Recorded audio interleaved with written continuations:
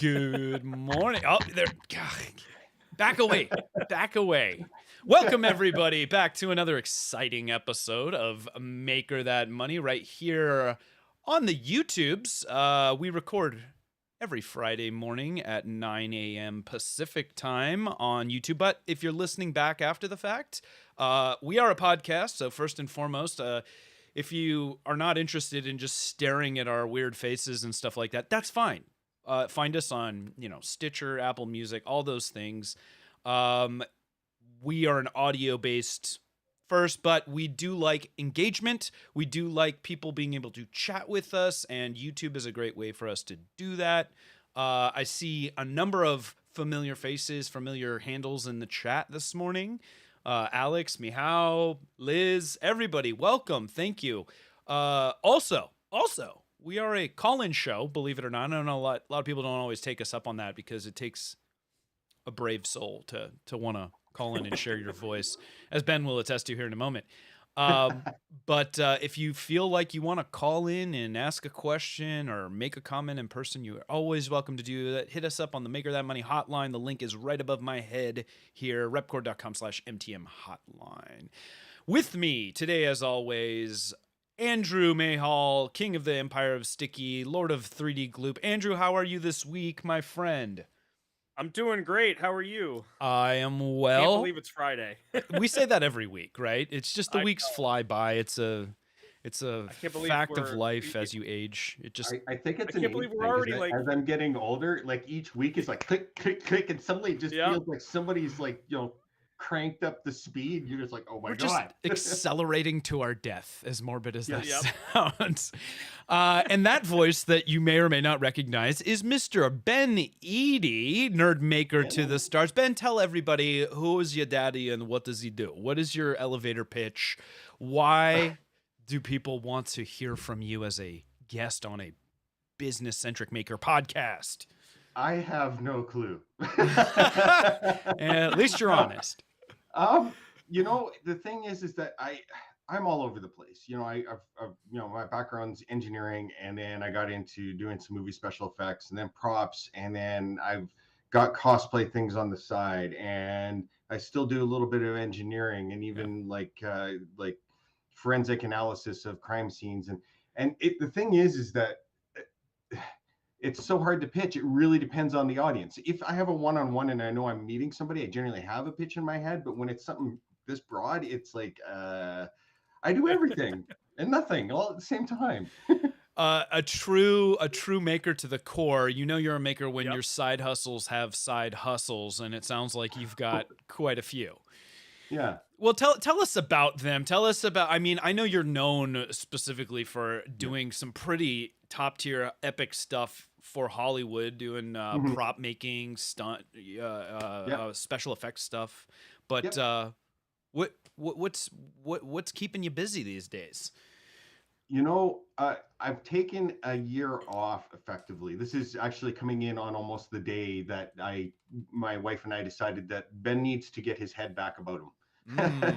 And I know it's a privileged situation, but the fact is that my wife she's beyond amazing and has always been the breadwinner in the family. So I basically get to screw around quite a bit. Oh, and, you got a sugar mama. yeah. And why she hangs out with me, I have no idea. But lucky man. But so yeah, the last year or so I've just kind of been waffling and trying to refine myself. But what's been worked as I've done everything from I was in the infantry, Canadian infantry for many years. Did everything from explosives to ended up in doing things like I was hired for enemy force, like a training force for the special forces. Okay. Because I was really good at excuse my French, but I'm really good at fucking with people. So oh wow. And especially if it involves machines and gadgets and traps, man, I'll make your life miserable. And apparently that's a employable skill in the military. Yeah, evil genius right. resourcefulness, right? Yeah, right. And then I decided to go to engineering school, and I've got it's an engineering technologist. So I can't say. So I can say I'm an engineer, but it has to be a lowercase e. This is a Canadian thing, and it's I don't know. I'm going to have somebody's going to lambaste me, but I don't agree with it because effectively I do everything that the engineer does. I just don't have the stamp. Right. Right. So Right. Yep. whatever. Dollar store engineering. Yeah, exactly. So then, had my own, I found that like when I got out into the workforce, I was bouncing from company to company because I would get hired for a special project. Once that project's done, I'm done. And I started realizing, well, if I'm going to be hired to these companies, why not just be a consultant? So I decided, okay, I'll set up my consultancy. Did that, and I doubled my wage in one day, and I was working at the same companies doing the same thing, but for more money. So I just kept doing that, and I did that for like 15, 18 years. And Wow. one day a friend of mine said, hey, I'm working in the movies. My special effects coordinator needs somebody that can design stuff up.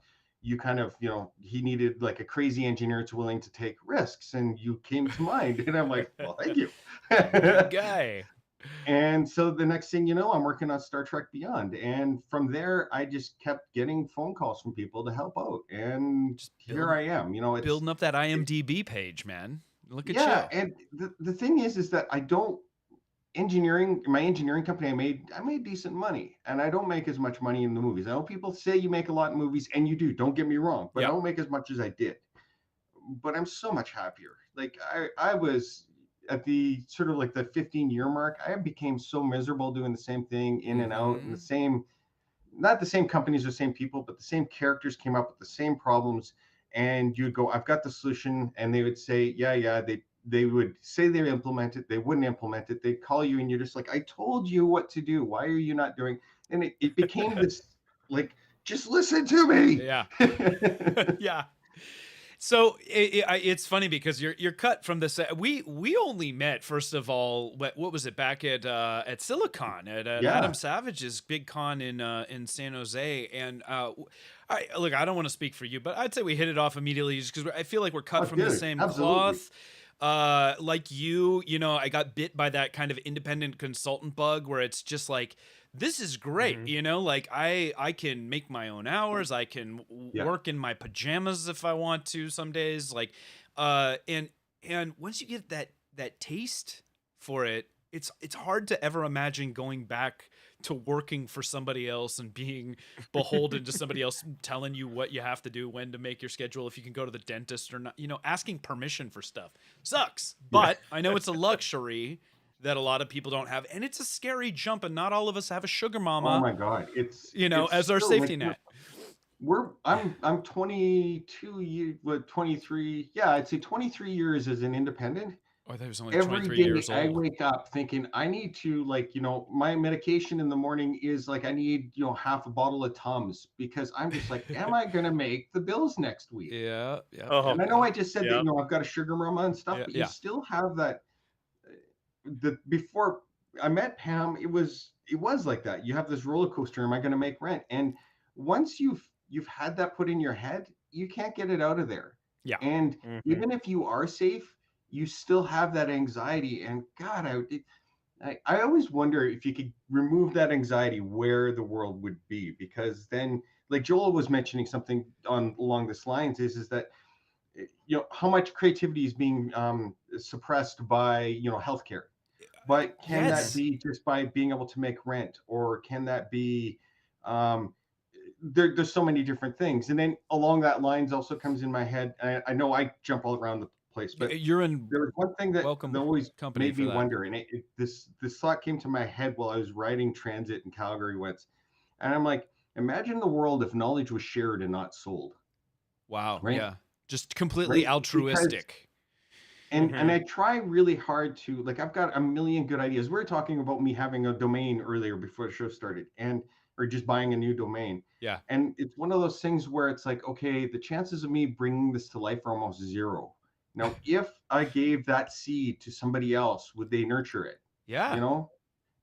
But it's hard to let go of that idea, because it's like one of my kids, I feel you so much. I had this conversation just like 2 weeks ago with a fellow entrepreneur. Her name's Emma, and we get together and chat. She's like a local. I always look for local networking opportunities whenever I can. But I was saying the same thing to her. I was like, how cool would it be? And she's like, you should make a holding company, right? Because it's like we have these ideas, and I would I'm with you. It's like I want to see it born, and at what point am I willing to let go of the fact that it was my idea and just to see it get made versus like, oh, am I really going to do that? So it would be neat to have some like, and there are holding companies that do that, right? Obviously, but it is a challenge because it feels like it's kind of your baby and you want to see it done a certain way. And the minute that you hand it off, you need to kind of be okay with, hey, they may take it a completely different direction for good or for bad. Yeah. And like, it's also, I always look at, it was my idea. What's that value? If I give the seed idea to somebody and they run with it, do I get 3% in perpetuity? And is that a fair ask? Because sometimes you're like, I think Foam Armory is a perfect example where Stephanie Chan is my business partner in that. Yeah. But the reality is that the business Shout is out her, Stephanie. right? Yep. Yeah. It was my idea. She's run with it. Yeah. And, man, I feel bad for her, but at the same time, I'm all over the place. And I told her right from the get-go that, like, look, I totally in on making this make a run for it, but like my involvement is going to be sketchy at best. And maybe and you'll she has catch to me. deal with that. And I feel for these people that I sort of bring on board. And I think in some ways she knew what she was getting into, but also, you don't know what you're getting into. Right. So like a year or so down the road and I can see her fatiguing on it. And I'm just like, I'm contributing to somebody's misery in some ways. And I am and I'm not, But someday, hopefully, you'll look back and say, thank you for taking me down this road. Hopefully it gets to that point. So we've had this conversation in the past. Andrew, you recall we've talked about and I've gotten into it on Twitter, the idea of what is an idea worth. Now, having been here, and this is a digression. This is the beauty of this podcast. I love this. This is not the direction I was expecting to go with it at all. And I want to talk about the healthcare thing that Joel brought up last week and all this. I've got like a million ideas floating around in here. But in terms of the value of ideas, let's just stay on that for 1 second. I always say an idea by itself, like I've got a million, people are like, I've got this $1 million idea, like every day, all day, all that. And it's execution that really has value, not the idea itself. And there are tons of people that want to argue, no, you can take an idea and you can go sell it. I'm like, fine. Maybe there's some rare instances where you can be lucky, but I would argue, unless you're bringing something more than the idea, like if they're bringing like just the fact that you can say Ben Eadie is attached to this project, or they can leverage your contacts, or there's a lot more value that's like kind of under the surface that I think is understated in what maybe you set up with Foam Armory or some of your other ventures. No, for sure. You got to look at, the idea I look at it as a big chunk of marble, right? Finding Michelangelo to turn it into $1 million or $1 billion artwork is a totally different thing, right? Yeah. So me giving you that chunk of rock, what's that worth? Because the reality is that, the value you've added is that you cut it out of a mountain. Yep. So what? Yeah. And it's you never know, like, and sometimes but if you look throughout history, I love to read history, I love to read books and stuff like that, and just like the odds are against most businesses. What Andrew's my stats guy. Like, what percentage of businesses end up failing? I don't know. It's high, right?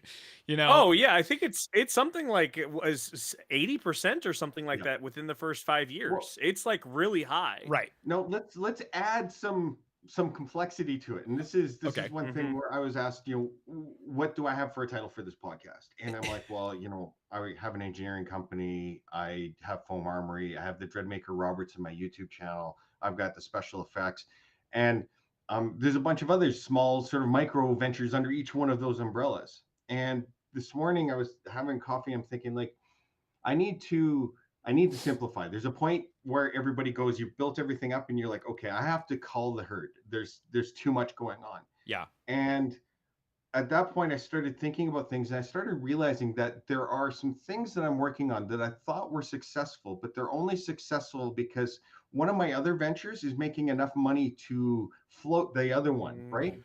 And it's trying to identify the cash flow, because in my case, there's a lot of Peters and there's a lot of Pauls and there's a lot of exchanges happening there. They're And all robbing each other. because of the way I'm wired, it's like everything's part of a big bubble, and I can't compartmentalize it. And because I've done that, but then the fear comes up that I get rid of this, and what if I find out that's the secret sauce that was making this one the money? So like, shit. Yeah.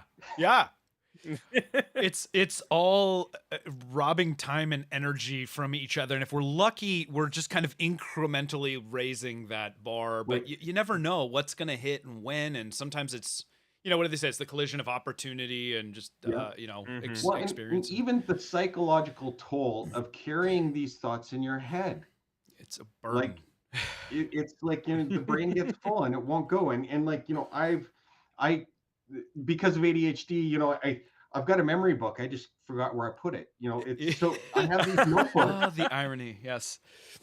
I've got these notebooks I carry, like the Moleskines. I found that I spend a stupid amount on a really high-end notebook that really is no better than what I could buy at a dollar store. But because there's intrinsic value in it, and because I like it the way it feels, I carry it more often. And I buy that because I buy it so that I carry it around because it's a valuable thing to me. Yeah. And because I have it around, I write ideas down. And if I write the ideas down, I can empty my head onto the paper, knowing that I can always go back to the paper. So Moleskine, first of all, in this case, it sounds like this is just to keep your brain from blistering over. But that's like you found something that works for you. So I love, Andrew and I love talking about minimum viable product, about just getting it done, getting it out there, and all that stuff. And so if it's like a lot of this game, like I don't know what percentage we would say, but like is hacking yourself to know what works within the flows, what your strengths, what your weaknesses are. You've defined like these Moleskine notebooks are your jam. That is how that is going to remove the barrier for you to get it done. But take this in. No, I go work for a new production and I tell them I need a notebook, and I go, but I want a Moleskine. I go, I know this sounds like I want you to remove all the yellow Smarties, but like seriously, I want you to buy a Moleskine. That will make all the difference. And if I'm at a company and they give me like a coil ring binder, it's like, okay, you don't understand, right? Yeah. But I love the productions where I go in, and if they hand me a coil ring, it helps me. This is me sort of as a litmus test, understanding that are they listening to me and what I'm saying, or are they just like, okay, they need a notebook. That's all they heard. They didn't hear the brand. No. So that also helps me understand the people I'm working for and the level of engagement I might get. Because I'll bring my own Moleskine. That's not the issue. I really just want to know if they're willing to do that. And there's been a few shows where, like Ghostbusters is a perfect example. I came in, I said, hey, I like Moleskine. Here's the reason why. And it was within an hour they had a Moleskine. They go, do you want the big one or the small one? I'm like, I'm going to love this show. Yeah, it's awesome. These are my people. Yes. So David Tobin in the chat, Joel's producer, brings up. I know David. David's awesome. Oh yeah, good guy. He's a big fan of Moleskines as well. But also he was saying when we were talking about ideas, that's why producers and professional story thinker uppers exist. Yes, that is a profession, David. However, I think you would be the first to advocate for the fact that the percentage of time you're spending just like coming up with the idea and then taking the idea to inception are totally different things, and your major value in my eyes. I think both are important, but like you are the guy that people call because they can get it done, right? It's like all the pieces. I've been calling David for these reasons recently. Because you are an executioner, executor. I don't know, whatever. He needs a black hood. Oh my God! The executioner. The executioner. But that how much of producing? Tell me in the chat, David, what your opinion is. Like, how much of producing is actually like where the rubber meets the road, like executing on the idea versus generating the idea? Because that's what I mean when I say the idea itself is such a small component. Literally 2 minutes before this, I was talking to David on chat about like I'm pitching a TV show to some networks, right? Yeah. It's an idea I've had for many years. Now, this is where I started realizing that surrounding yourself with people it's not necessarily going for the producer, but it might be finding the people that have as much passion and can feed you some of the energy that you have been giving out to the world. So, for example, is that I got a hold of Michael Corey, props to history, Yeah, I and love we that were dude. talking about this. And finally, he said, "Well, I'm going to be down in California. I'm going to stop in Calgary on the way back home. Let's shoot something." I'm like, "Okay, that's cool." So he's coming over a weekend. And I'm like, we'll get some phones and stuff like that. And I get a hold of a buddy of mine who normally rents high-end cameras and stuff to productions, like not super in, but like reality TV camera kind of stuff. Okay. And he's like, well, shit, if you're gonna bring Michael here, we're not gonna, you're not using phones. I'll give you all the camera rentals. And then he's like, wait a minute. Okay, so I got trucks, I've got a slush truck, we got cameras, we got lights. And I'm like, okay, wait, this is getting boom too. operator. And literally before I had a chance to go, yeah, but we had a crew of 17 people, high end, like two of the top cinematographers in Western Canada, cameras and everybody. And I call up like, a video guy that I know going, hey, I've got this idea. And I start doing the pitch and he's like, the fact that you said you got an idea, I'm in. And I'm like, but you haven't even heard. And I was so humbled. I was at the end of that little awesome. 1 day shoot. I was just about in tears going, I can't believe these people believe in me. But the whole reason for this whole story is that I came up with an idea. I wanted to run with it. People immediately latched onto it and understood its value.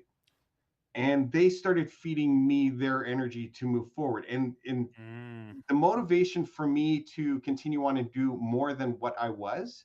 Did I hit a button wrong here? No. That means we have a caller, and we'll get to him in just a moment. Okay.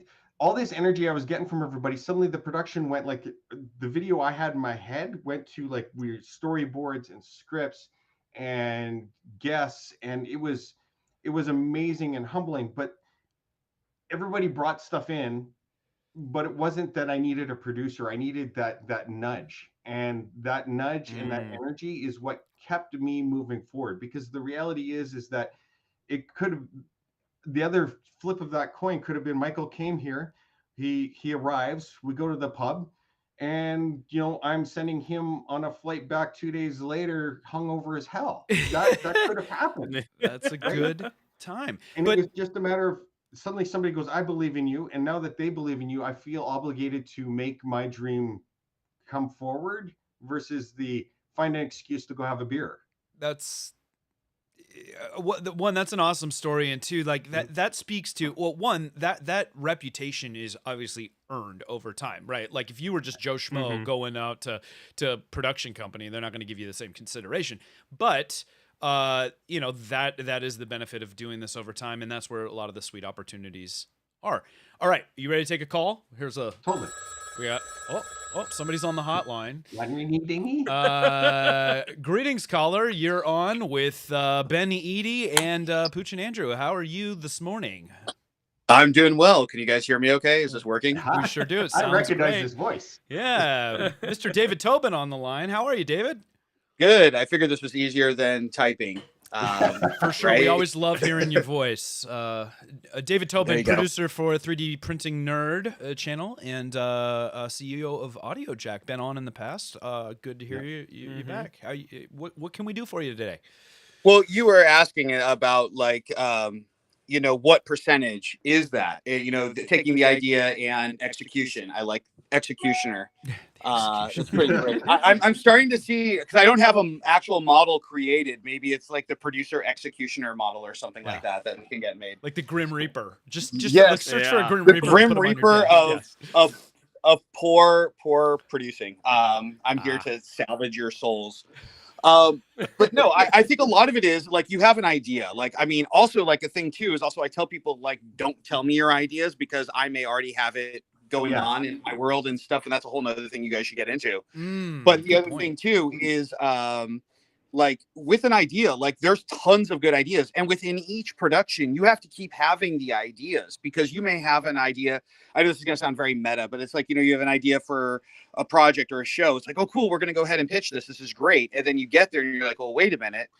This needs to change. And if you don't have more ideas and if you can't evolve that through production, you have to be able to do both because you have to maintain the creativity and the spirit of the object because that's what the impetus of all this was. But then you also have to have the pragmatic side of like, how do we make those ideas work So there's, a return on this investment, whether it's personal or financial. Right. It's like knowing who your audience is too, and not being Yeah. married to the idea, because like I've got my TV show in my head already planned out, but I also know that the reality is that if I want it to become The something, object, because the that's audience what. that's watching it, it's not me. Yeah. Right. And I'm gonna have to adapt to that. And there's gonna be things where I'm just like, really, that sucks. But I'm not the audience. So live with it. Well, that's it. I mean, you have to. You're making a product. At the end of the day, when you're making a TV show, if you're making a show for Discovery or for HBO, it's different. There's different audiences. It's just like with 3D Printing Nerd. Like, I'm not going to produce the show with Joel the same way we produce Technically Nerdy, our other channel. Right. Like, they're both different. We might have similar content elements, but it's about telling the story in a unique way. And that's a really neat thing too about someone like working with Joel, who is versatile and also has that producer core. I mean, he created all of it. I came in and said, hey, let's throw gasoline on this fire you created, Yeah. and it worked and worked in a really, I think, good way. But it's like, it's understanding your audiences with all of it too. It's like, you might have an idea for a show and you go into A&E and they're like, wow, this is really cool, but it doesn't work for us. Can you modify it? And then you can still make it work. You could still go, well, let's pivot on that, Yeah. Yeah, that's interesting. So just go ahead. It happened a few weeks ago. My youngest, we were going to a doctor's appointment, and he looked at me and he's like, "What is the demonic plague?" And I'm like, okay, that is awesome, but I'm like, it's the bubonic plague, and he's like, it has nothing to do with demons. And then as soon as he said that, I had this superhero character. So demonic plague is going over the earth, and immediately I have a superhero called the Grim Preacher. So I think David needs to be known as the Grim Preacher. I because love he's it. the executioner. Maybe we can There get it is. Love it. Wexter to do his mini or something. That sounds awesome. The Grim Preacher. You heard I it like here, it. coined Well, first by Ben Eadie. Well, no, preacher. I'm Jewish. Let's not go there. Come on. I mean, it can be preacher in just the Let's generic not. sense, Let's but keep this fine. non-denominational. I like the Grim Reaper thing, but also something you mentioned earlier. It's like about these ideas and having money for it, and the altruistic. Like, what if people just shared ideas? And I think that's also something too that like is also the core of a lot of what all these people do, because like we're out here putting this stuff out there, and people are using this information. And I think that's also kind of also happening with your ideas too. You have to understand, like, you are putting ideas out. You're not trying to sell everything. Sure, we're on things that are monetized, but like anyone knows, like, you have to be having like 10 million views on every episode to be balling in YouTube land. And that's like, that's for, other people and stuff like that. So it's always those ideas. You're always sharing and creating that community. And I think that's what's interesting too, is like, how do you grow that and how do you bring that to other platforms like TV networks? Well, we've gotten, man, this whole goes deep, first of all, because we've talked about open source before. We've talked about, I mean, there is altruism out there. And I love seeing places. I mean, the internet is full of terrible things, but it's also full of really great stuff. And when we're into 3D printing a lot. And so when I think about the Thingiverse, the things, the printables, the fact that people are like taking designs and sharing them with the general public. And yes, there are licensing requirements and stuff, and some are more open than others and stuff. But in the general maker spirit, a lot of the times, like, a lot of people are just like, hey, I had an idea. I'm putting it out there. I'm not trying to necessarily make money off of this. If you like it and it's useful to you, great. If you want to improve on it, like, we've seen just some amazing projects come out, and it's what an awesome time to be part of that. And I wish we celebrated the success of that a little more. So this it makes me wonder about something recently, is that, so if you can look at things in a couple of ways. So I've built some recently. Where is it? Right here. So I made this thing. So I do these indoor flying models. So I'm not sure if you can see back there is a penny plane, right? Yeah, I saw the video. It's a good video. So now, to do this, you got to have rubber that's a certain thickness, and to get that certain thickness, you need a rubber cutter. And these rubber cutters are like anywhere from 1,000. You can get okay ones for about 300. But I was looking at this, going, I don't want to spend that much on something I'm not necessarily going to use for the rest of my life. So I designed up something that's 3D printable. Now, what's going through my head now is I'm going to release it to the general public or to the community, right? But it's like, okay, so do I do it on, give me a tip because you found this interesting and you can make it, and then that way I don't have to necessarily be doing tech support or telling people why their print isn't working or why this sucks, because I hate peopling. That's one of the things I'm horrible at. Like, I like hanging out with people like you, but as soon as it's somebody for tech support, it's just like, there are times where they say there is no stupid questions. No, there are stupid questions, and you're just like, oh my god, I don't want to deal with you. Most of them because people don't read the fin manual, right? So but going back to the whole point of this is that now I'm looking at the engineering time I put into this. Normally, let's say I did 10 hours or so at $100 an hour, it's worth $1,000 to me. So if I sold the 3D models and got $1,000 back, I'm getting that hourly pay. The problem with this, and this is where when I first started my engineering company, 20 some odd years ago, was that it doesn't scale. So I can't make, like, once it's done, it's done. Those hours are wasted. I found that I actually made an awful lot of money teaching people how to use SolidWorks, doing video tutorials, just screen capture me talking over it, and then putting it on YouTube. And there's two ways that made me money. One is that it would show people that I could do the engineering that they needed to be done, so they'd hire me, right? Or they'd watch it. And then I realized, well, wait a minute, if I do 80% of this, I'll put on YouTube for free. And that last 20%, that little tidbits, and to make sure it's all organized and made into chapters, I put it behind a paywall. And I realized that one video, if I looked at the hours I put into it, I made that back by getting that job. But I also ended up selling that over and over and over. So there was suddenly there's this scalability, and I got addicted to it. And the problem I have is I look at everything now and going, I don't want to just sell my hours. I want an investment. And working for movies is great, but go and talk to a producer or a director going, hey, I want to cut. And they're like, yeah, you're funny. Well, listen, first of all, David, I want to thank you for calling in and sharing your feels on that.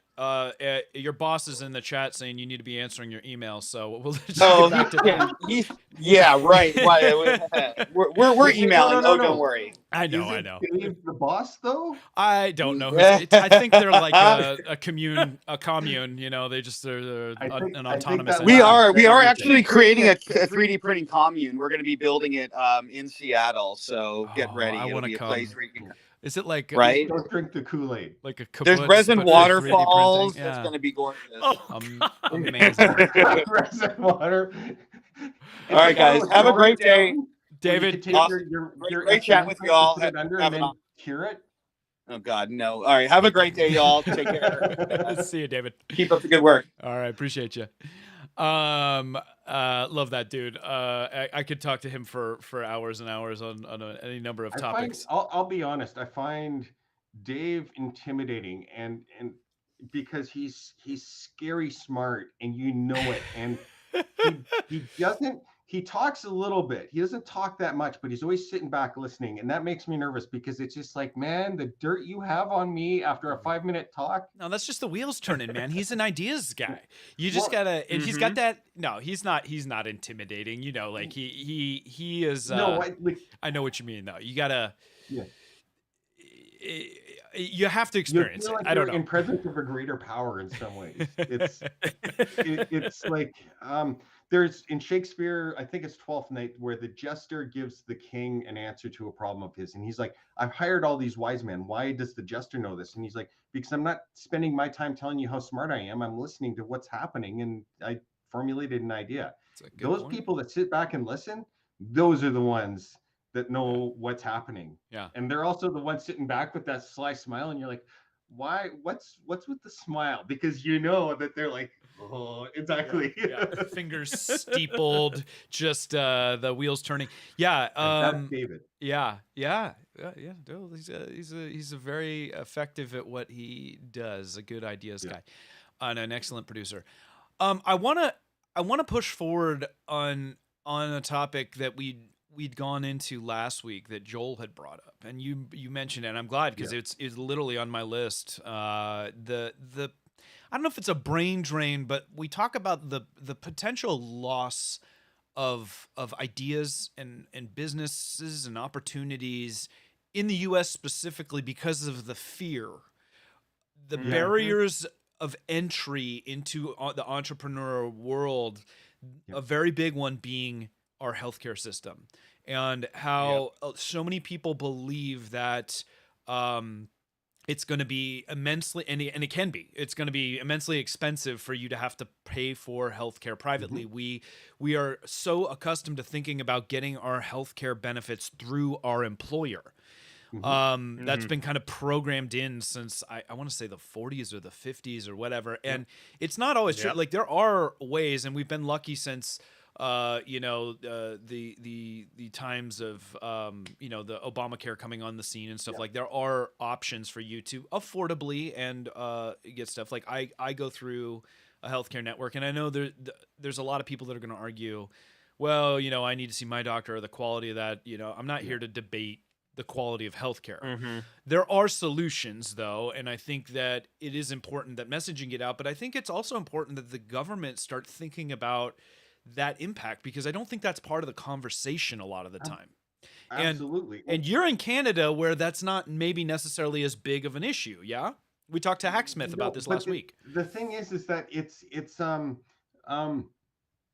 do we describe this? It's the grass isn't greener on the other side of the fence. It's different grass, right? Yeah. So what's happening, say up here in Canada, is we've got the healthcare. It's not perfect, but we've got it covered. We know that, I've been in some major accidents where I've literally broken 35, 40 bones in one accident, right? That sounds like a story. I didn't worry about whether I was going to go broke or not, right? There's a lot to be said about that. However, something like, say, shipping. So with Foam Armory, if you're using Canada Post to ship something, for me to ship a package that is an inch thick and weighs 4 ounces, not even 4 ounces, I don't even think it's an ounce, super light, it'll cost me $16 to move it to the next city. Right. And it's like, oh my God. So in my eyes, the postal system in Canada is an issue. And what's happened now is that there's companies in Canada, especially if you live closer to the US border, is that what they'll do is they'll pick up all your postage stuff, they'll drive it across the border and ship it via US Post at a fraction of the cost. So for me to ship some of the Foam Armory stuff from Calgary to Edmonton, it's a 3-hour drive. $16. For me to ship from Calgary to, I don't know where the furthest point in the US is, but let's say Fort Lauderdale, Florida. Probably Florida. Right? So almost sure. the corner, right? Yep. $4. Yeah. Wow. Right. Wow. And the difference is that I look at things like what the postal service is killing how many businesses, because you got this great product, you got a good idea, you can make it happen, you can manufacture, everything's perfect, and then you can't ship. Now, I dove down this deep hole where you've got to look at shipping is like there's this worldwide cabal where all the countries come in, and I'm not kidding. No, I know it. They all come in and they talk about, okay, so this nation is a have-not nation, and this is a have nation. So the have nation needs to pay more in the whole global shipping than the have-not. Now, great idea, but here's the crux: is China is considered a have-not, and the reason why we get all these Chinese goods for nothing, because shipping costs nothing, because they have somebody in there as a lobbyist going, hey, we're a third world nation and blah blah blah. Have you ever gone to China? Because I know that there's always going to be pockets of stuff, but like this isn't a third world country. No. Right? So why are they getting this extra kick? Because the government knows it's good for business. So, but going back to, healthcare is a crux in the US, and say shipping and something else will be a crux here. And another analogy I have is somebody was asking me about some of the props that we got for Ghostbusters, and they said, if you built it versus got it from a prop shop, would you do things differently? I'm absolutely. And like, so they did it wrong, and I'm like, no, not what I said. I would do it differently. And they're like, okay, so it would have run better. I'm like, I want to say yes, but the reality is no, because if I built it, I would have built it differently, but I would have imbued different problems that still would have had to be solved on set, taking the same amount of time. So the fact is that it would have changed nothing on the end product. Right? So I can sit there and have all this bravado and go, I would have made it better. And I got to sigh and step back and go, you know what? I wouldn't have used that motor controller. but I would have used the wrong lights, and I would have spent time working on the lights versus the motor controller, and nothing would have changed. Interesting. Mm-hmm. Okay, and I'm jotting down notes furiously because I want to touch on that, but I want to finish this thought here. Grant in our chat at 3D Musketeers says he would gladly pay more for shipping to have affordable healthcare and not be worried about getting hurt, which is an interesting point because as business people, we don't really sweat. Like shipping costs certainly can be more directly passed along to a customer, And the morality of it. and there's a psychological component, right? So right now we're talking about like the businesses that never got created because people are just too potentially afraid of the downsides. And go ahead, Andrew. I mean, there are a good amount of barriers that potentially are intimidating to a lot of people that could be great business entrepreneurs. I think this is a really interesting point because, ultimately, I think it comes back to the entrepreneur themselves. Like I am all for, trying to remove these barriers and see what extra creativity can happen because, less barriers to entry. But I think it's the fight that the entrepreneur has to go through to overcome these barriers that makes a good entrepreneur and actually proves the viability of the business. If you remove a lot of these challenges, I believe that some of these things are going to impact the longevity or the quality or whatever it might be that you're creating. For me, when we started Gloop, like, I had to face the same issues that pretty much everyone else here in America did. Now, what I did, I chose to forego health insurance for a period of like 3 years. Yes, it was a massive risk. Working without a net. I had to pay a penalty, but it was one of those things where it's like, you know what? Okay. I believe in this so strongly that I'm going to figure this out. And there were several times where I got injured pretty bad, and it's like, okay, I've got to figure out how to mend this wound. I got to figure out how to do this. Is there a Gloop for that? Do you have your own skin glue now? I always look at it. It's like going to Best Buy and they're going, "Do you want to buy the extended warranty?" And I never do because statistically, if you look at it, I can buy cars and TVs and computers, and one of them is going to break and I'm going to have to replace it. But that single cost is going to be less than what I would have paid for the extended warranties, right? Yeah. So when you got injured and stuff, granted, there's the catastrophic injuries and stuff, and it is a gamble. It's a total crapshoot. But did you pay more or less trying to fix yourself without insurance than the insurance itself? And in my case, there was actually a time where I had to go to the hospital, the emergency room, because I had, some chest pains, and like I called the doctor and they're like, "Hey, what's going on?" And they're like, "Yep, no, you're going to the emergency room." Granted, it turned out to be fine, but that one expenditure, I think when it was all said and done, it cost me like $6,000 to get over. Now, had I paid for the minimum viable health insurance plan at that time, I probably still would have paid just as much because, this in this, country, our health insurance, I'll admit it, it's kind of backwards and broken. And in many cases you're paying hundreds of dollars a month just as a promise to not go bankrupt. Nowadays I pay almost $5,000 a year in health insurance just for myself. And I still have deductibles and everything else to meet. And this is the base minimum, health insurance plan that I can So get. let's tie these two ideas together for healthcare and whatnot. So here's one thing that I see happening in Canada is like our drugs and stuff are much cheaper. And granted, we might have the no-name brand version of something. And like, whether that is a big difference or not, I don't know. I'm not a medical professional. But what I see in the US is like, say, COVID hits. Now, there is a massive money incentive to all these corporations to make a vaccine and be the first one out, right? Because they know there's going to be a massive payday. Because of that motivation happens a lot faster. In Canada, because things are regulated, that motivation for that massive payday doesn't exist for these companies. And that would have never been a motivator here. So you end up having the altruistic people, which God bless their souls, or like whether you like deities or not, they might not have the skill set. Sometimes those guys, whether you like it or not, the ones that are fully money motivated are the ones you want on it because they're smart as hell.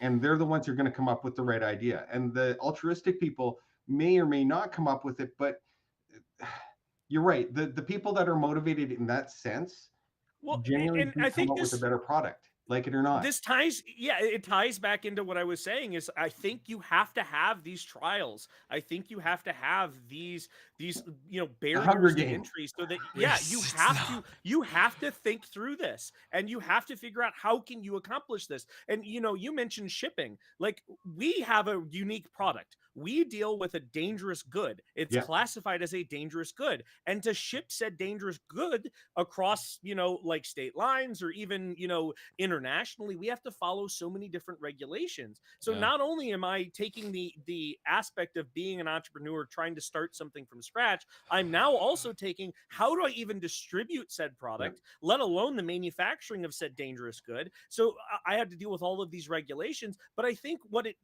kind of did for me was it made me think through of all of the barriers that I had, and saying, okay, well, if I solve this problem, I know I'm going to be presented with this next problem. And each stage, I had to figure out in which way that I could make the minimum viable product to actually make it happen, and then turn a profit so that I can keep growing. And Right. beyond And I'm that not too. trying to say I'm better than someone else for No, doing this, but I think it's you part of are. that. It ties in. I can tell you exactly why you are. So I know in one of my videos, I show people how to make a version of Gloop, a homemade version of Gloop, right? Oh yeah. Oh. And I can do that at home. Do you know what I do? Is I buy Gloop. And do you know why? Because the bottle with the brush and the little seal is of so much value, and I'm not spending my time making it. And in the end, I looked at the amount of time it takes me to make this stuff. And if you're a small guy, the people who aren't going to buy your product are going to be the ones who mix it at home, and show them how to do that. But the ones like me that use it, like literally ever since that first bottle I got, I've been using it like at least once, twice a week, right? And the fact is there's a lot of value. And for me, and I know it sounds silly, but the biggest value for me is one or two things. I don't have to mix it, right? And two, that bottle rocks. It's just like my Moleskine. I love the bottle. I love opening it because it makes me feel good, because you feel safe and it's sealed and it's an cool, experiential right? piece. And too. because of that value makes me come and buy your stuff.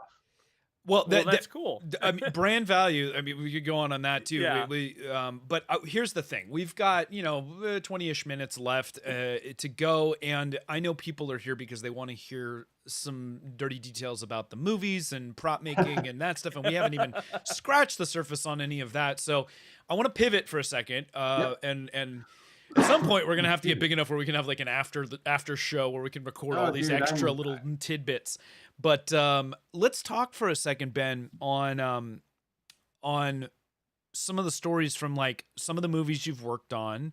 You brought up an interesting point that I hadn't even considered. When a producer or a movie is looking to like get props made or get special effects done, it's not obviously as simple as just going to a prop. I mean, I guess it can be sometimes going to a prop shop and buying something and having it, but they're employing you and your expertise a lot of times for something like RC controlled ghost traps and stuff like that, because it's not going to do them a lick of good if they don't have, it's going to break. They need somebody that knows the inner workings of it.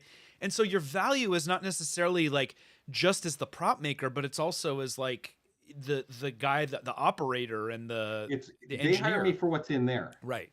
And like, it feels weird to say that because I've always, self-deprecating or not, I've never thought of myself as that guy, I was in the infantry. I ran around with a gun, and I grunted a lot and swore my face off. And now I'm being hired for my brains. It's weird. Quite a juxtaposition. But I mean, I don't know how many people, Andrew, we've talked to that have been guests that have like started out like knowing from the jump they wanted to get into entrepreneurship. Like a lot of people just fell into it and we're kind of fumbling. We talked about this with James last week, like where he's talking about being a shitty entrepreneur. I'm like, dude, spoiler, we're all shitty entrepreneurs just trying to figure it out. Right. And that's, but I think part of the maker spirit is that like you were saying earlier, Andrew, like we have these things that test us. We have trial by fire, and we are willing to endure a little bit of that pain and sacrifice. Ben, I was watching your recent, I don't think it was your most recent, but your Tom Hanks series where you talk about the Wilson ball. Can't wait for the exciting conclusion. Oh my God. And that one's been taking me, I feel so bad. It's been way too long to get that one. Oh, out. I know, Anyway. I know it's a process. I know it's a process, but when you talk about you're, by the way, great cliffhangers where you're like, I think I just ruined Tom Hanks's, whole appearance and stuff like that. Yeah. We have moments like that almost every day, right? Where it's just like, oh crap, I didn't see this coming. And the stakes feel really high when you're doing this on a movie with a massive budget where Oh my God, they can't reshoot, or we're talking like $10,000 every minute that you're not like, if they say rolling and you're not ready, you're costing them an awful lot of money. And that's right? the difference between you working again and not, right? With like a lot of these people, right? Your rep is on the line. Can you, I think the biggest thing with movies is, I think everybody's got the talent to work with the movies. Do you have the intestinal fortitude to handle the pressure? Because at the end of a movie, like you'll talk to anybody. No one I know in industry will work more than 2 movies at a time. And there's some, or not at a time, but like back to back. Yeah. Or you'll see somebody who's done like a 3 run. Yeah. And they are literally a shell just of a human sack of potatoes. They are like, they're the soulless meat sack walking around. Maybe your special forces training and all that stuff wasn't for naught here. I mean, your intestinal fortitude, your ability to endure stress, like those are all things that we have to confront on a daily basis, and we don't talk about it as much. That's why I give a mad props to James for doing his video on the mental health aspect, because we're always showing the best of what's happening and not nearly enough about the challenge. It's interesting when you say that, because like when I was in the infantry, you have the junior ranks club, or like, where everybody goes for beers on base, where you're allowed to talk about everything, right? Yeah. And Friday night or whenever an exercise was over, you go there and it was nothing more. And I kind of, perverse way miss it, because it was like, oh yeah, you thought your day sucked? You got to see about the volume of suck I dealt with. So it was this giant, like, my day sucked more sort of,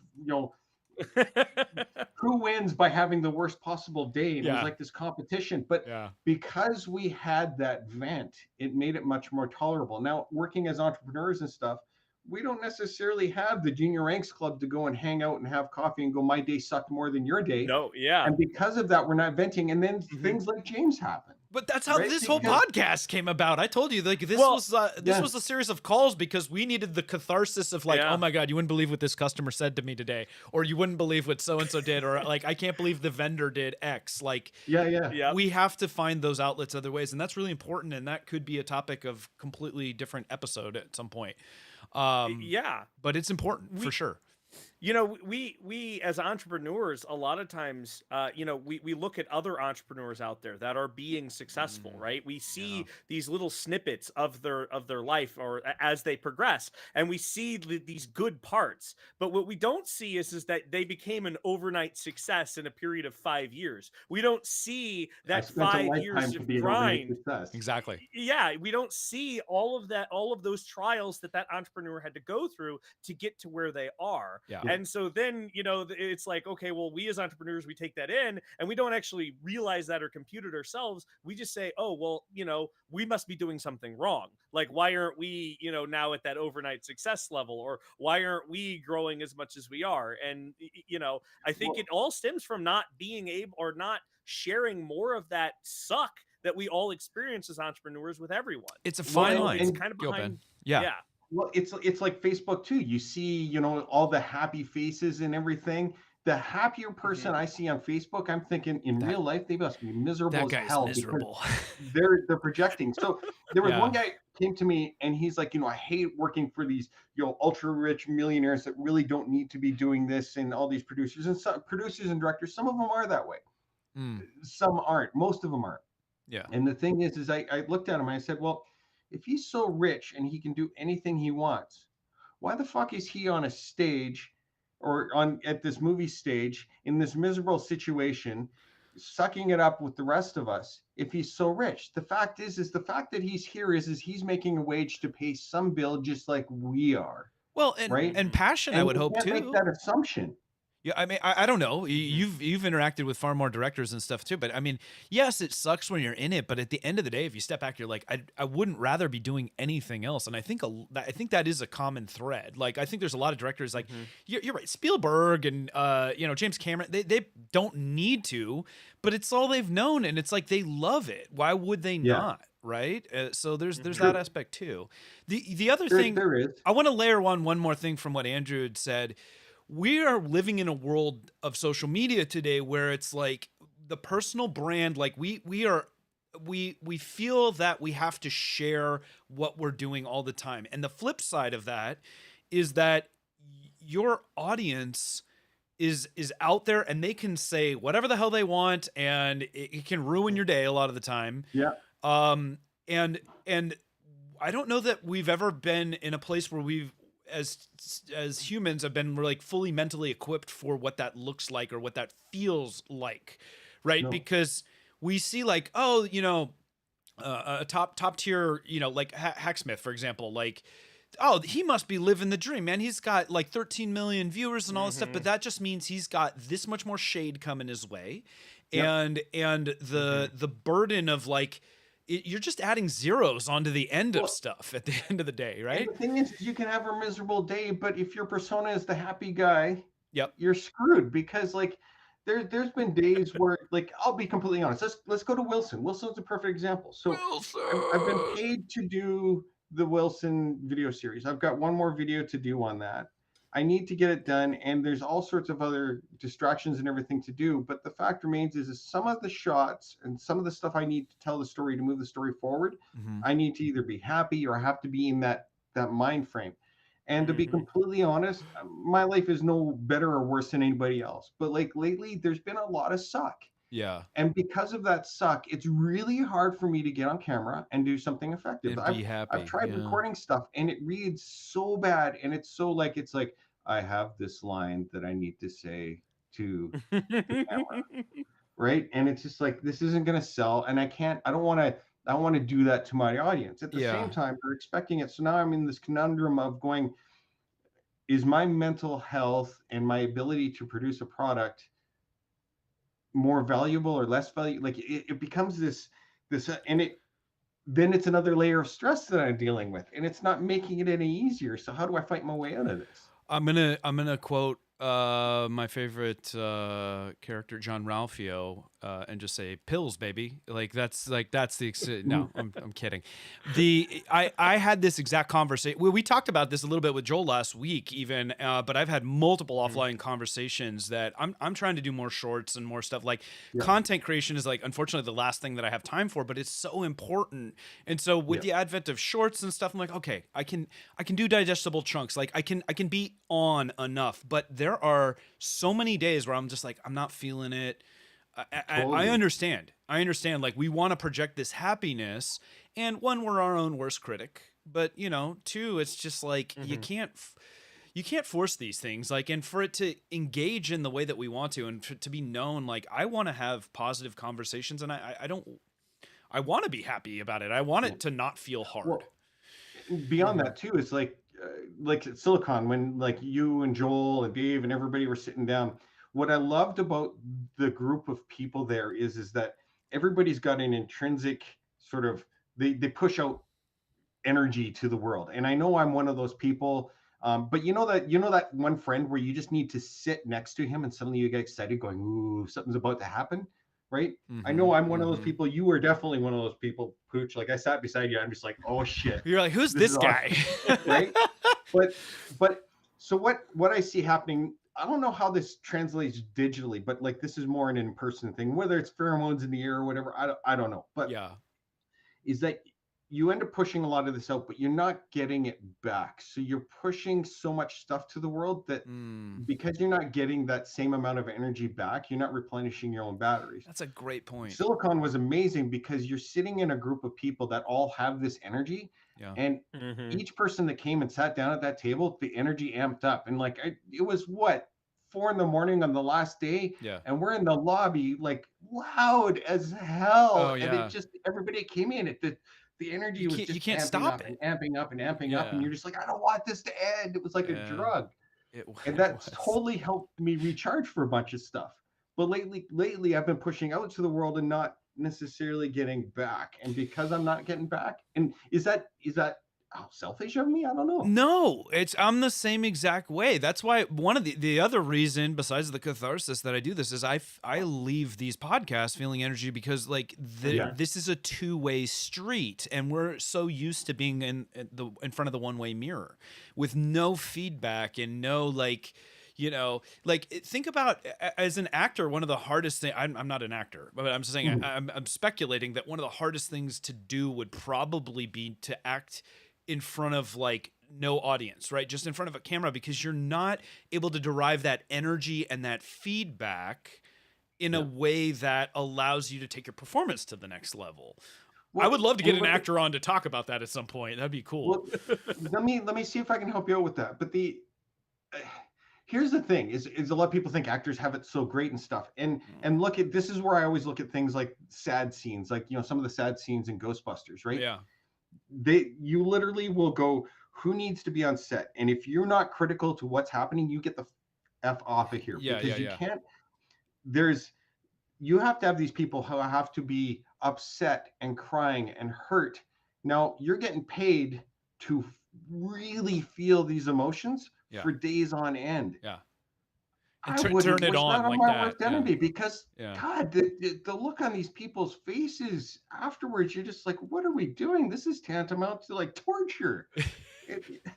I think that when I'm trying to, maybe you've experienced this, Ben, in your filming, but it's like there are times where it's like you want a piece for one of your YouTube videos or whatever that requires you be in public doing like a selfie shot or whatever. Yeah. And I'm like, I generally don't care, but it still feels weird to me to be like filming myself in public and having people watch me do that. And I can't imagine if that was my job. And then all of a sudden I'm expected to cry or to be funny or, you know, any of those things. It's, you know, sad and you always see the Instagrammer or something, you know, the cute girl over at a beach or something like that taking a picture. And I'll be honest, I'll roll my eyes and go, oh God, it's one of those. But who am I to judge? I do that shit. It's just a different style. I know. Exactly. But it's interesting. It's interesting. Time check for you, because we go as long as we need to. I'm good. You know, seriously, I've got a couple hours. We can. Oh, we're not gonna go that long. We're not gonna go that long. But I do have a couple more nuggets, and I'm hoping maybe you can drill in a little deeper on some stories from being on set, maybe talking about budget overruns and concerns. So on your latest YouTube, by the way, guys, if you haven't go check out Ben's channel. It is so underrated. First of all, I know you're kind of doing, like, you're not. Are you trying to be a YouTuber, or is this just kind of like an expression for you? I'll be completely honest. My dream right now is to be a YouTuber. Okay. At the same time, you know, I'm pitching a TV show and stuff. So I question my own motivation sometimes, because like if I need to be, but here's how I look at it. It's an investment in time that I desperately want to make happen. I've been on YouTube since 2006, and there was one point in time where I owned the CAD engineering space and I did well. Yeah. But now I'm struggling, and I'm building, like, my growth is not bad. And I know if I put in more content and the whole bit, but like, I don't know. I want to be a YouTuber, but I can't justify the hours I need to make it happen. Yeah. Because I need more income. I need more money. I need a reason to do it. And it's slowly, but a little while ago, even Dave Tobin kind of talked me off the cliff, because I was whining, going like, God, I've been here forever. I've done this. And there's people out there, and like it or not, they're making shitty content and they got billions of followers. And it's like, well, it's rich get richer. Right here. Yeah. And having been with YouTube from the start and talking about how much that platform's evolved and what it means. And I mean, it wasn't even a profession, obviously, for people. And now you ask a kid what they want to be when they grow up, and they'll say, I want to be a YouTuber, which is just nuts. Like, drives me crazy to hear that. But I mean, there's no denying that if you do it and do it well, it can be a profession. But we talked to Joel last week about it. We've talked to James about it, that it takes a lot of work, and it's a long tail thing. And and it's a lot of luck. And it's being in the right place at the right time. You, my friend, are lucky that you have some really substantial contacts and experience and stuff like that, but it doesn't translate, right? No, it doesn't. Yeah. And this is the thing. It's like I've been on Tested a few times with Adam Savage. He's a friend of mine, right? Yeah, And those videos are great, and you have this spike of traffic, but it tapers off. And even they, you have people reaching out going, I'm gonna, I've gotten on Adam's thing, and my channel's gonna take off, and it'll look like it for the first week, but then you're gonna be so disappointed. Lightning in a bottle. Yeah. And going back to, like, even I was saying, luck is, there's a couple friends of mine in town that have done exceptionally well for themselves with their businesses. Yeah. And I always go, like, what's the secret sauce? How did you become wealthy? Why are you retired at 45? It makes me angry because I want to be retired at 45. Be 45 next and week. Invariably they go, I'm not any smarter. I'm not any more talented. I'm not any of the above. They go, I got lucky. Right. Yeah. And the fact is that me wanting to be a YouTuber, or anybody wanting to be a YouTuber, grab your D20 and roll it. and the thing is you're going to have to sit there and either sit in it. So there's two ways you can look at it. Keep rolling that fucking die until you hit the 20. Yeah. Right. And that can be like, your arm is going to get really fatigued. Right. You may never get there. Or you get lucky and you rolled a natural 20 right off the get-go. But I would desperately love to say it's talent, but the fact is it isn't. And the problem is that we're going to critique yourself by going, is my content good enough? Is the quality good enough? And I always ask myself that, but I look at my videos and, like, I've got a professional editor. I've got a videographer that's like second to none. To sit there and question whether the quality's there, I'm being an asshole to myself. You gotta look at, like, so what I try to do, and it's so hard to do, is if I was a friend of myself looking at him going, like, I know that I need to like your content, but trust me, I'm going to tell you if it sucks, right? And I will.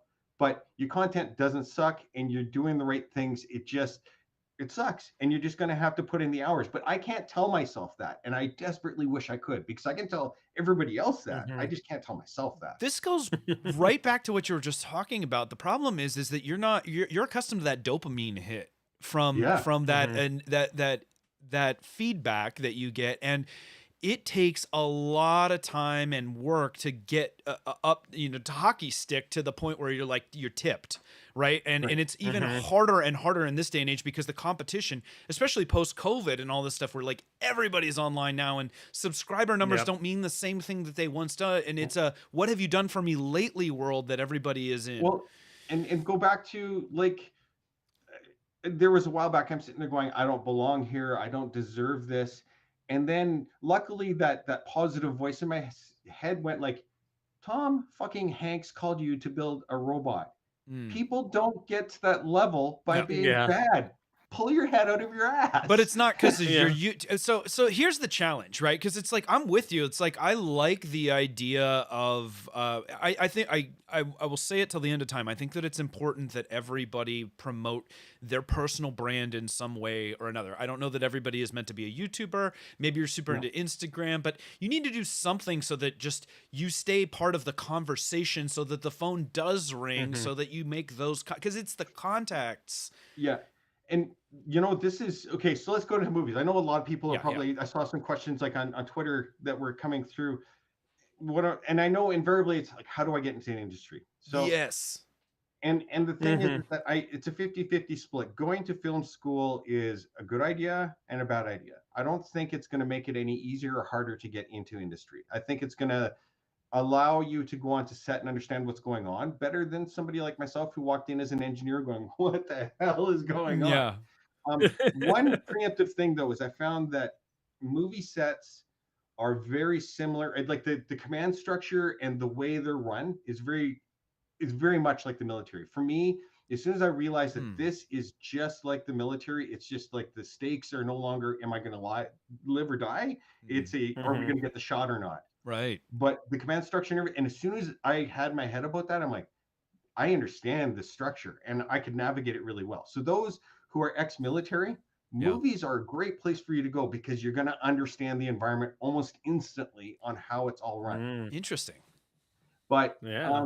the other thing is that you got to find people that are in the movies and make yourself available. Granted, I was just lucky and somebody happened to be in town working on a movie that knew me Yep. and said, I need help and you've got the talent. So you need to find those people that are working in the movies, right? And you don't go to them and going, Networking. I want to get in, I want to get in, I want to get, that doesn't help them. But Right. listen to them. And they're going, you're having a coffee with them and they're like, man, I can't find this little electronics board. And it's like, oh, I've got some at my house. Do you want them? You're on their radar. At that point, they know that they can call you for help. And then slowly but surely, they're going to pull you in. So, and it's all network, like That's the Tom Hanks soundbite wouldn't right have there. called me had I not met Adam Savage. I met Yeah. Adam Savage because he was building props for Ghostbusters. And the reason why we're friends now is that when he came, I tried very hard. When I first met him and stuff, I'm like, I looked at him, I'm like, okay, I've met some pretty famous people, right? Sure. But like you are for me the pinnacle. So I'm just gonna fangirl out for a few minutes. Just let me get it out with my system. And he laughs. He's like, okay. Oh, But you weren't after talking about we me. started- I'm sorry. Yeah. Okay. But we started talking, and the thing is that at that point I became me, and I've got the same sort of love for tools and cool devices and machines. And we started talking about this, and the next thing I know is like he's like, hey, what's your number? I'm gonna put it in my phone so we can talk. Yeah. And it was just because I went away from you're famous to, hey, we've got some really cool stuff to share and we've got a lot of commonality. Now, that being said, is if you're going to meet a star and you have these expectations in your head, you got to put all of that to bed, because you have those people going, I'm going to meet this person, we're going to be best friends, it's going to be a lot of, and it's like, no. Meet the person, find out if you like them or not, because it's just like meeting somebody on the street. Either you like them or you don't. And if that spark isn't there, walk away and live with it, but don't try to manufacture something that isn't there. That's man, hold on. I want to just stop on that for just a second, because in my experience that has, so let's talk about the networking aspect, because we've talked about before. It's like, it's not what you know, it's who you know. And we've talked about luck and all this stuff. It is a part of the puzzle, but it's not the whole thing. Right. And it's nuanced. Okay. I completely understand that. And there are people that are going to go their entire life without the opportunity to actually like even cross paths with like a lot of these people. I get that. This is a privilege, but absolutely. Please don't get me wrong. I fully understand that. In the world that we live in, like in thinking about how to engage, like, first of all, in my experience with the more famous people that I've met, and granted, it's not nearly at the caliber of what you're talking about, but anybody that I meet, I always take the position of like, this is a fellow human. There is something that we have in common. That there is plenty that can be talked about, and we can enjoy conversation, and there doesn't have to be an agenda. But the minute that you go up to somebody like this, and I think you did it well with Tom Hanks. Like, if you're at least honest about it, I'm like, I'm sorry, it's a little bit overwhelming. They're encountering people that are fangirling and all that stuff all the time. And if you're going to go in and you're like, hey, I want to get the selfie and all, you're already classifying yourself in a certain category in their mind that is going to make you less accessible than if you find a way to connect with them. So if you found you were like, hey, Adam and I enjoy making, and we had a great conversation about this, that, and the other thing, it adds the humanity to the thing, and that is effective networking with anyone, whether they are a famous person or not. Finding a way to engage them in that, and what you said about solving a problem, like listen and think about what it is, and then what can you bring to the table? Not like, hey, can you hook me up? Because nobody wants people that are. Yeah, go ahead. I've seen people do this where they're so desperate for that problem and to solve something and to be that guy that they're manufacturing stuff that doesn't exist. And they're like, well, I've got a solution to it. And it's like, but it wasn't a problem. Why are we talking about this? Yeah. Really listen. They will literally say, I'm having a problem and it's this. Not, I was working on the RTV and the wheel came off. Oh, I've got a solution for that. I wasn't asking for a solution. I was telling you a fact that wheel came off. I've got the solution. Don't. Exactly. So it's like, so what did you do? Like, keep engaging. Don't necessarily. I mean, honestly, it's funny because it's kind of like dating 101 too. It's like, oh my God, keep them talking about them, not you talking about. There's going to be plenty of opportunity, and let them ask you about you. They will ask you if they're interested. They will ask you about you.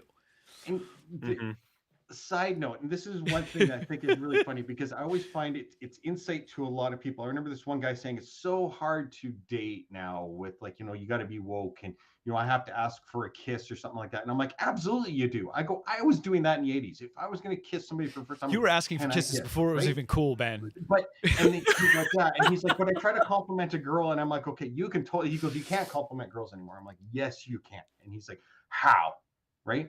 And I'm like, okay, Don't talk about their body. if it's genetics, if they have nice blue eyes, Yeah. their hair, Yeah. their body shape, their smell, you cannot talk about this. These are things they have no control over. But if they bought a nice shirt and that shirt looks really good on them, you can go, that shirt is awesome on you. You're allowed to compliment that. You can compliment on things that they have control of, but you Who knew we were going cannot to get into compliment dating on tips? things they do not have control of. Yeah. And as soon as you put that in your head, you are like the smoothest operator ever. And I learned this from an old guy when I was a teenager at a retirement thing. And he told me exactly that. Never compliment on the physical. Yep. Compliment on what they have control of. Right. And he goes, and he was one of these old guys that was just smooth, and young girls would even swoon when he came in because they knew that something nice is coming their way on a decision that they made, right? And it made them feel good. And it's that simple. I mean, dude, we could go so deep on Ben Eadie's dating tips, but I was gonna say it's gonna be Maker That Money dating tips now, right? But just so everybody knows, yeah, I am like one of the most awkward people on the planet with girls. I barely could talk to girls until I was in my 20s, and yet I'm still found one. Okay, so I can there's give hope. you the best advice in the world. I cannot affect any of it. Oh man.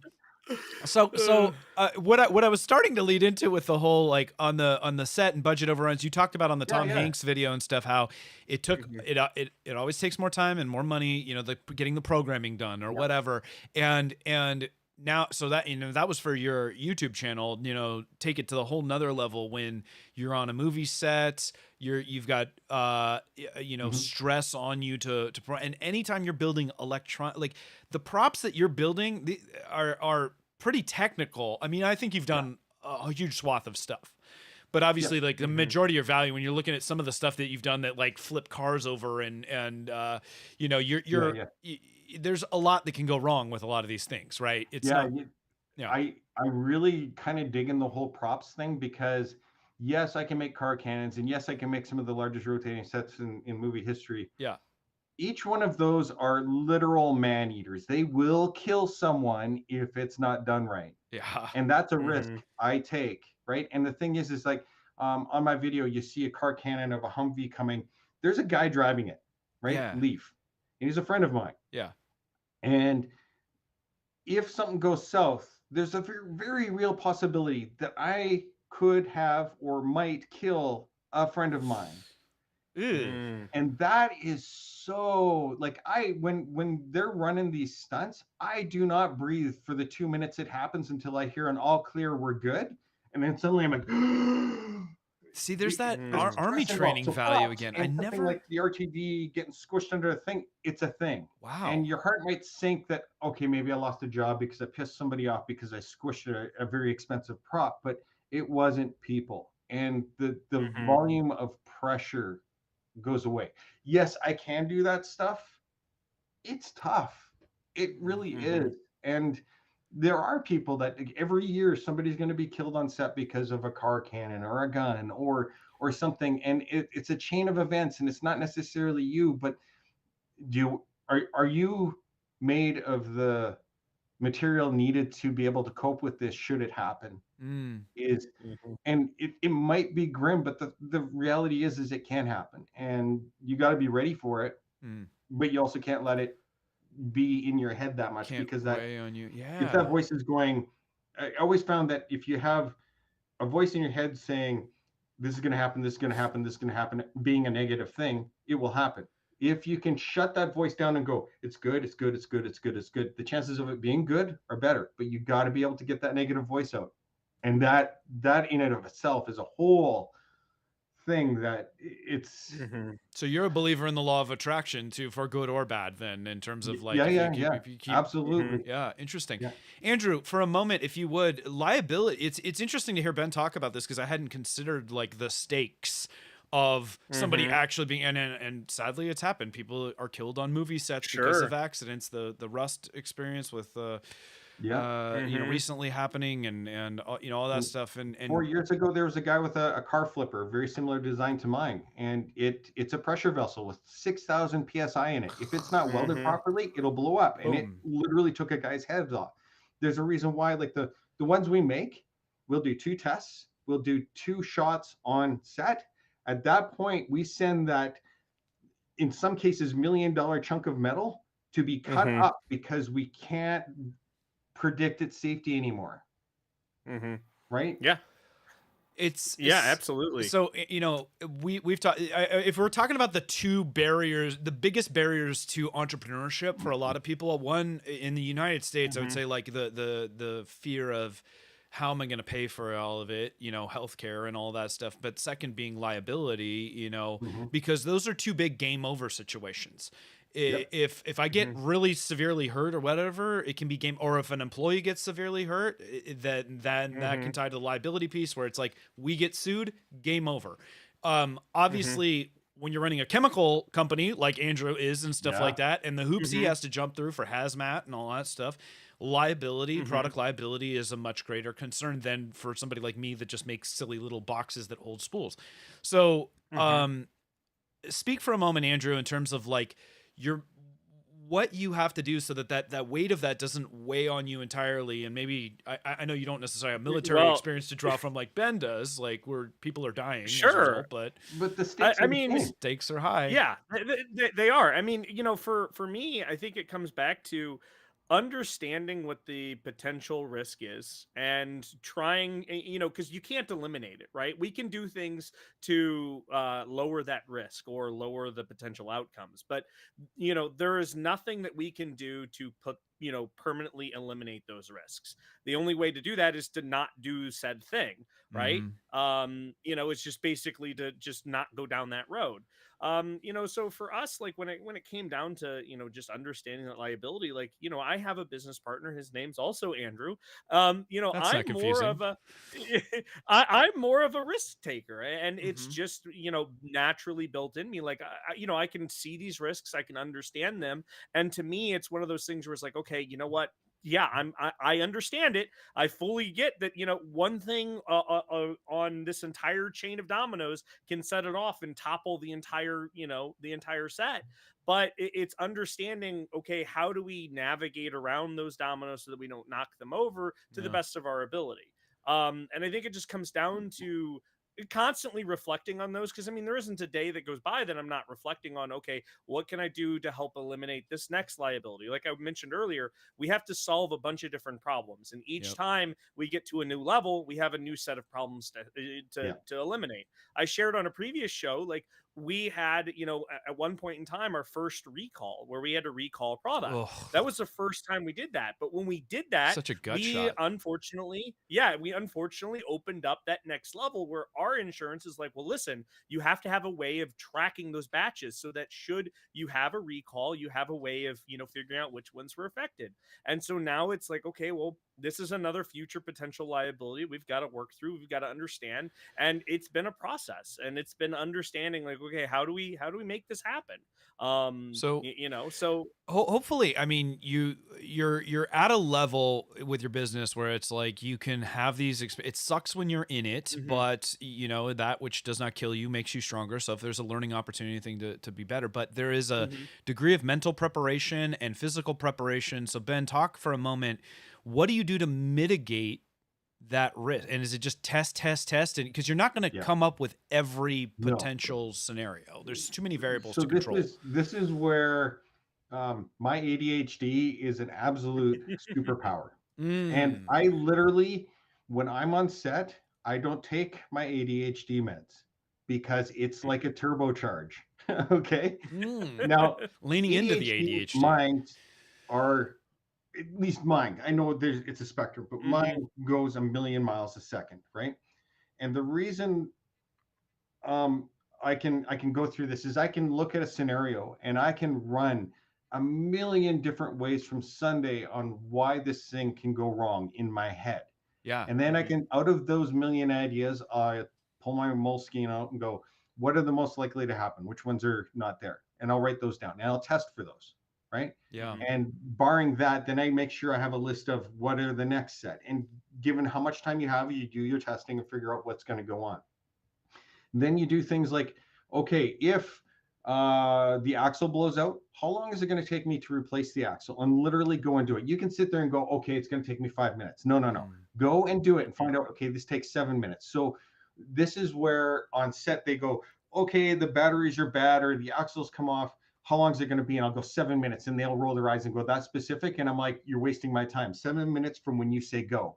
And they're like, yeah, right. And I guarantee it'll be 7 minutes. And that's one of the reasons why they love me, because I can say, I'll tell you how long it's going to take because I've already tried it and I wrote it down. And I knew exactly how long it's going to take. And that is it. But the whole mitigate risks is allowing my brain to go on these explosive, how many ways from Sunday can it go wrong things. And I can understand machinery that way.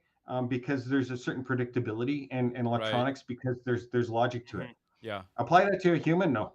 Yeah, Way too many variables. And that's why I was And that's so- the hardest part about business is the human element, man. Yep. There's an interesting piece that I actually use fairly regularly. It's called the known unknown matrix. And so the idea is you have your known knowns, your known unknowns, your unknown knowns, and your unknown unknowns. So the And more so you know, as a the part- more you know you don't know. Exactly. Well, yeah. It's that easy. So, It's that easy. You have your known knowns. These are the things you know and understand, right? These are the problems that you can immediately see and potentially like, oh, okay, this is a likely outcome, and you can write those down. You can go through that risk management. Then you have your known unknowns. So these are things that you are aware that could happen, but you don't know like maybe how they would happen, right? They're less likely, but you kind of know or understand a little bit about them.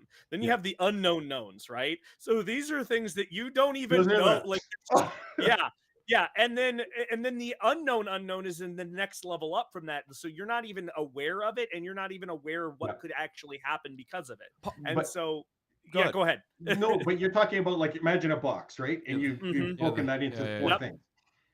World experience says that this is the known knowns, and it's an equal piece when you start in to anything. But as you gain experience, that starts squeezing everything out, so that those other two or those other three boxes get really small and over into the corner. So in a lot of ways, the reason why I'm good at like say mechatronics or electronics is that I've dove in and I've wrecked things and I've done I've experienced it all, and I've allow yourself to fail. Like when I go buy say an Arduino board, never buy one. Buy at least two. Buy 5 is recommended, because like one thing I do on 2 is 1 and 1 is none. Saying that I've heard is 1 is none. If I come in with one prop, it's going to get screwed up and it's not going to be usable and we can't get the shot. You always have 2, and that's bare minimum. My preferred is like 4 to 5. Yeah. Right. Oh, wow. Because you're gonna wreck it. Right. Yeah. So if you're gonna buy something for experimentation, buy many, because you're gonna let the magic smoke out. You're gonna screw it up. You're gonna bleed, and just accept it, because each one of those is an investment in your learning, so that you can increase that known box. I love that. The other thing is, I mean, we've all heard the expression, luck is what happens when preparation meets opportunity.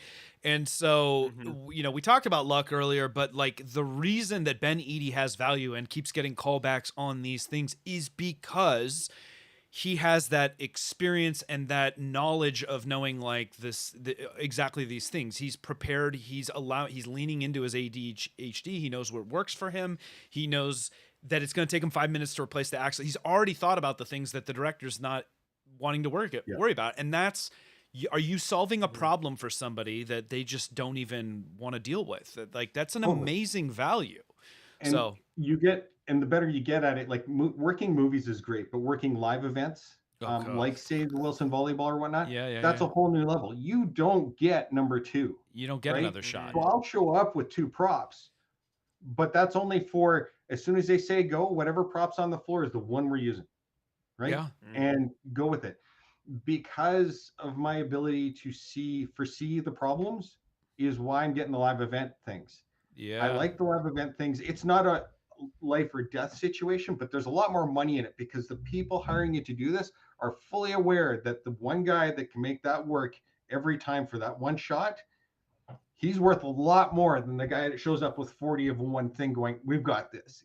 There's a different Mhm. methodology to it. Yeah. Yeah. Sure. So does that mean there's more than one Wilson? There must be, Oh obviously. yeah, no, there was. You don't talk I about built that. 4. I brought 3. We had 2 on set because I wanted to, like, there was one left in the hotel room. That made me nervous. And we even had if it doesn't work, I was dressed up in all the gear, and I'd run out as one of the groundskeepers with a wheelbarrow and pick up and swap out for the new one. It never came to be, but like that's the That level level of of contingency. I love it. Yeah. Wow.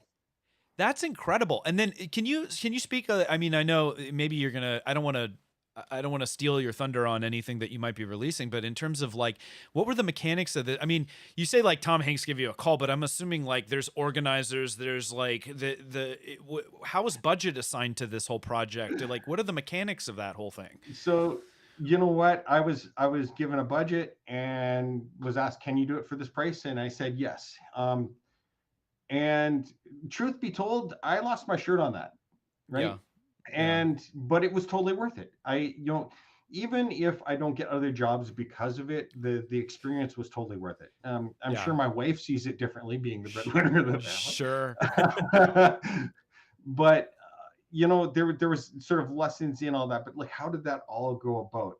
As far as organizing, this is funny because in the next video I'm putting out, we're gonna find some insight into. I am not a logistics person. I do not like. There's a story about going through security at the airport, and somebody looked in the bag and said, "What is this?" And my response was, "There's a reason why I have a friend of mine, Dustin." Yeah. I said, "This is what I'm doing and whatnot," and he's like, "You can't. I'll take care of all the logistics. Don't Dude. say You that. you do you, and I'll." You need a handler. The airport's a perfect example of why I Yeah. need people like Dustin around. Yeah. And I'm very blessed to have people like Dustin around because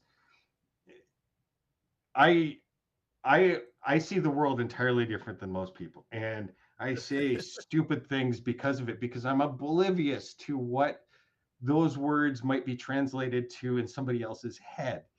Uh-huh. And being able to organize, and even like getting to like the hotel. Like I was talking to Dustin just before the project, going, okay, so Yeah. I'm working with Tom Hanks' assistant, and then we've got the ball game, and then the stadium, and all this, and I don't know what to do because I still got this. He's like, let me take care of it. And this is a leap of faith, and I got very lucky with Dustin and this girl Tracy, that's another person in town that I met at a makerspace, that I was having problems. They're like, let me take care of it. You got to trust me. Yep. But let me take care of it. And you did the full cross your arms, fall back, and let them catch Trust me, right? fall. Yeah. But they knock it out of the park, and I realize I don't need to put any of that mental capacity towards that side of the project, Mhm. and because of that, I can make a better product, right? Yeah. Yeah.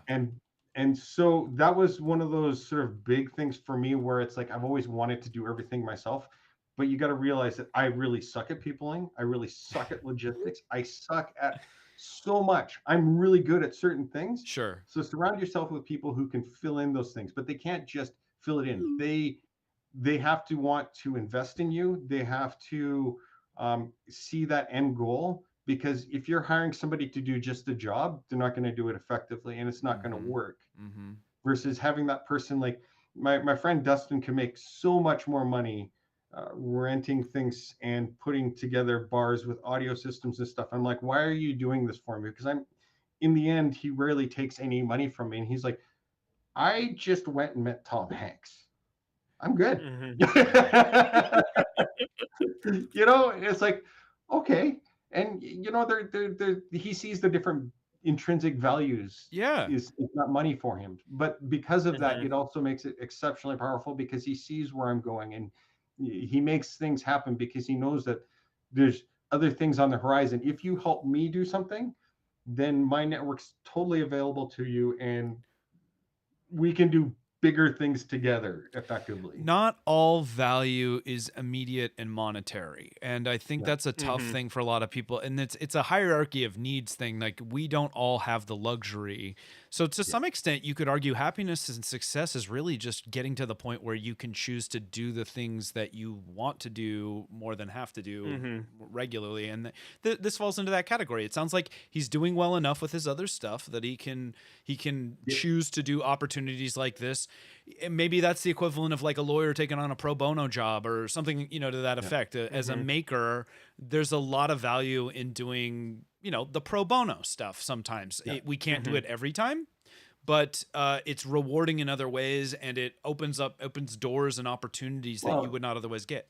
With Dustin, the perfect example is we shot this sizzler reel for a TV show that we're pitching, and he donated a bunch of camera equipment stuff. And I'm like, what are you getting out of this? And he's like, if you get picked up, I'm a producer and I'm going to do all the rentals. And I'm like, right. He knows that there's a long tail in this. Yeah. But the reward of this dice throw can be really cool. So he's in. Yeah, we're taking gambles all the time. That's interesting. That's cool. Well, listen, Ben, we've taken up like way too much of your time. We've done a solid 90. We could do another 90. I have no doubt of that. We'll have to have you back at some point, follow up on some of the things, but we are greatly appreciative of you joining us on our small little podcast here and sharing your insights. And man, I hope, I wish you nothing but success. I want you to know, like, so much energy I like derive from having these conversations, and I'm glad that you opened the door to some of the Ben Eadie experience for us and our listeners here. So thank you, my friend. Anytime. Yeah, if you would do us the solid of just taking us out with your best, like, Tom Hanks, like, Wilson, like, scream. I'm gonna put you on the spot, like, right now, and we're gonna pull that. Oh my gosh. Are you ready? Are you ready? You can have multiple takes, even. Okay, take 40. Yeah. Hit us with one. Perfect. I love it. One take, Eadie. This is a thumbnail, aren't you? You get Ben like Yes, it's exactly right. We've got our thumbnail. We've got our soundbite for next time. So thank you. Andrew, thank you as always for your amazing insights and all this stuff. And if you're still with us in the chat, man. I'm like, we'll have to talk later. I've got another. All right. I'm sure everybody talks about this, but I need to run a use case past you. Okay, he's awesome. your man. Sounds great. He's your man. Ladies and gentlemen, that is another Maker That Money in the can for Friday, February 17th. We'll be back next weekend, same bad time, same bad channel, 9 a.m. Pacific, here on the YouTubes for another episode of Maker That Money, and with guest to be announced. So stay tuned for that. Thank you. Please like, subscribe, smash like buttons and ring bells and all that fun stuff, and bring a friend to the next one if you like. If you're getting value, hit us up on the Twitters if you like. We love questions, comments. Tell us what we should do, what we shouldn't be doing, all that stuff. Until next time, this is Pooch from Repkord, Andrew from the Gloop, and the Dreadmaker Roberts signing off. Sayonara, everybody. Happy weekend.